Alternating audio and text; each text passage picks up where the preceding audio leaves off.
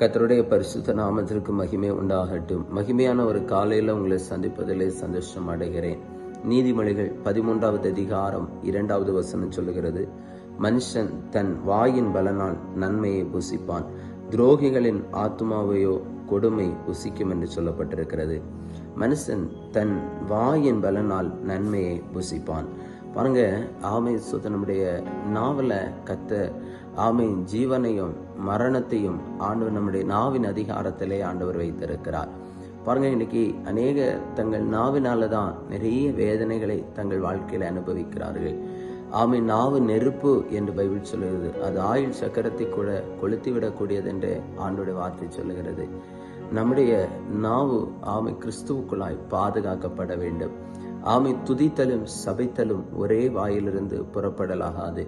கர்த்தரை ஆராதிக்கிற கர்த்தருடைய பிள்ளைகளாகிய நாம் நம்முடைய வாயில ஆசீர்வாதமான வார்த்தைகளை நாம் சொல்லி ஆண்டவரை மகிமைப்படுத்த வேண்டும். ஆமை ஸ்தோத்திரங்களை சொல்லி மகிமைப்படுத்த வேண்டும். ஆமை வீணான வார்த்தைகள், வீணான காரியங்கள் நம்முடைய நாவிலிருந்து வரக்கூடாது. அப்போது நம்முடைய வாயிலிருந்து வரக்கூடியதான ஆண்டவருக்கு பிரியமான வார்த்தைகள், ஆண்டவரை மகிமைப்படுத்துகிற வார்த்தைகள் நம்முடைய ஜீவிதத்தில் வரும் பொழுது பைபிள் சொல்லுகிறது, மனுஷன் தன் வாயின் பலனால் நன்மையை புசிப்பான் என்று சொல்லப்பட்டிருக்கிறது. அது நமக்கு நன்மை உண்டாக்கும் என்று சொல்லப்பட்டிருக்கிறது. இந்த கால வேளையில நம்முடைய வாழ்க்கையில நன்மையை நாம் சுதந்திரித்துக் கொள்ள வேண்டுமானால் நம்முடைய நாவு பாதுகாக்கப்பட வேண்டும். நம்முடைய வாயின் வார்த்தைகள் தேவனுக்கு பிரியமாய் இருக்க வேண்டும். ஆண்டவருக்கு பிரியமில்லாத எந்த காரியமும் நம்முடைய வாயிலிருந்து புறப்படலாகாது. ஆகவே நம்முடைய நாவை நாம் பரிசுத்தப்படுத்தி காத்துக்கொள்வோம்.